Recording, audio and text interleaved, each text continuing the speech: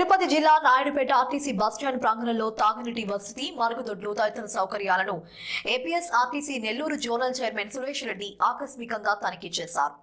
RTC bus stand లో మంచినీటి వ్యవస్థ, పారిశుద్ధ్యం సరిగా లేదని ఆయన ఆగ్రహం వ్యక్తం చేశారు. ఆర్టీసీ బస్టాండ్ లో ప్రయాణికుల అవసరాలకు అనుగుణంగా మరమ్మతులు వెంటనే చేయించాల్సిన అవసరం ఉందని తెలిపారు. నాయుడుపేట పరిసర ప్రాంతం గుండా 71వ నెంబర్ జాతీయ రహదారి ఏర్పడటంతో తిరుపతికి వెళ్లే బస్సులు నాయుడుపేటకు రావడం లేదని, ప్రయాణికులు తమ దృష్టికి తీసుకురావడం జరిగిందని, దానిపై తిరుపతి ఆర్ఎంతో మాట్లాడి బస్సులు బస్టాండ్ లోకి వచ్చే విధంగా చర్యలు తీసుకుంటామని వెల్లడించారు. గత ప్రభుత్వ పాలనలో రహదారులు ధ్వంసమై ఆర్టీసీ బస్సులు పనికి రాకుండా పోయాయని అన్నారు. వాటి స్థానంలో సుమారు 2000 బస్సులు ఏర్పాటు చేయడం జరుగుతుందని తెలిపారు. ఆర్టీసీని మరింత మెరుగుపరిచే విధంగా 3200 ఎలక్ట్రికల్ బస్సులను ప్రవేశపెట్టామని ఆయన తెలిపారు.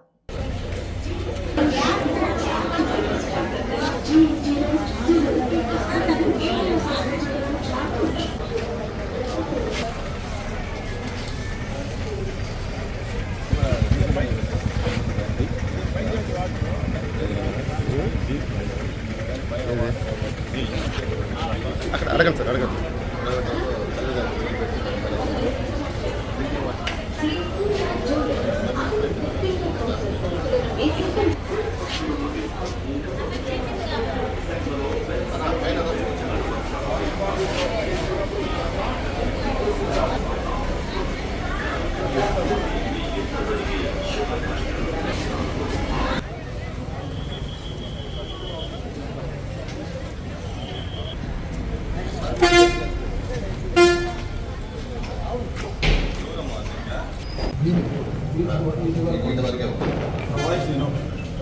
తీసుకుంటాను.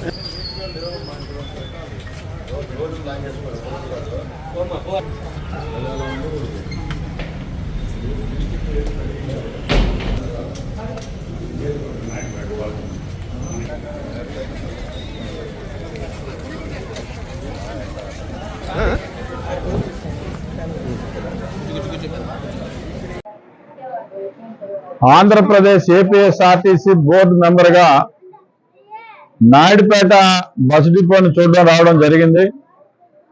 ఇక్కడ ప్రయాణికులు చాలా రద్దీగా ఉన్నారు.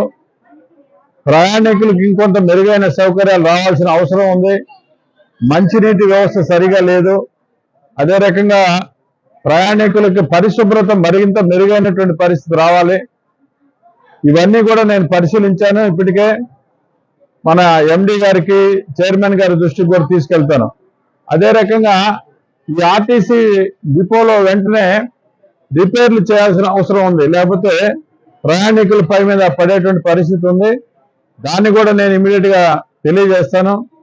అదే రకంగా ఇవాళ ఉన్నటువంటి పరిస్థితుల్లో ఆర్టీసీలో 40,000 ఏదైతే ఉన్నాయో ఆ కార్మికులు అనేటువంటి వ్యవస్థ, ఆర్టీసీకి ప్రధానమైనటువంటి వాళ్ళు ఎవరైతే ఉన్నారో డ్రైవర్లు, కండక్టర్లు, వాళ్ళకి ప్రమోషన్స్ రావాల్సిన అవసరం ఉంది. చాలా కాలంగా నిలిచిపోయినది.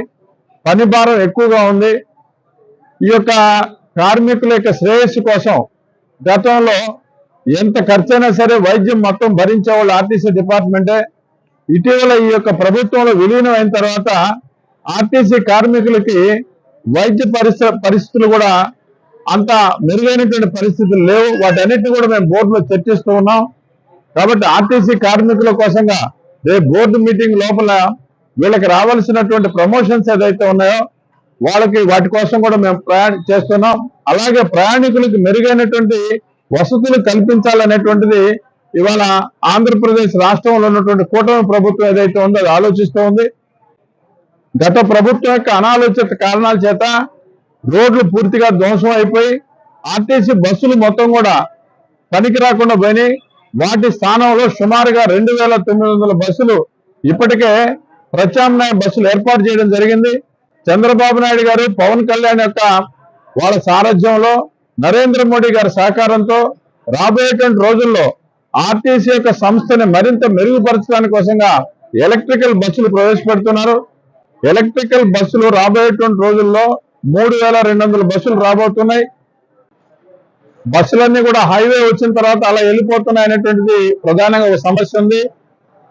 దాన్ని కూడా ఇక్కడ ఉన్నటువంటి తిరుపతి ఆర్ఎం గారితో మాట్లాడి కొన్ని బస్సులైనా సరే నాయుడుపేటకు వచ్చి ఆ రకంగా ఎక్స్ప్రెస్ బస్సులు కూడా పోయేటట్టు కూడా తప్పనిసరిగా ప్రయత్నం చేస్తాను.